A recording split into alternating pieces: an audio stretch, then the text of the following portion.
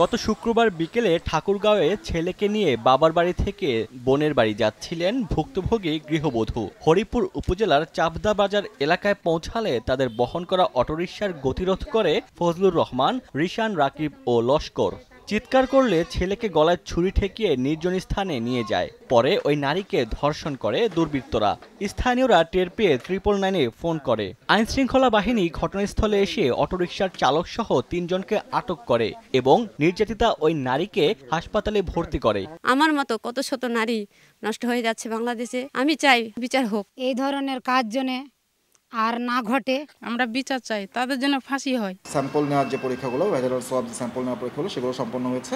এই ঘটনায় জড়িত অন্যদের গ্রেফতারের আশ্বাস দিয়েছে পুলিশ। 2 জন আসামিকে ধরার জন্য আমাদের অভিযান অব্যাহত আছে। ইনশাআল্লাহ আশা করি আমরা ধরে ফেলব। নির্যাতিতা ওই গৃহবধূ 2 সন্তানের জননী। সময় সংবাদ, ঠাকুরগাঁও।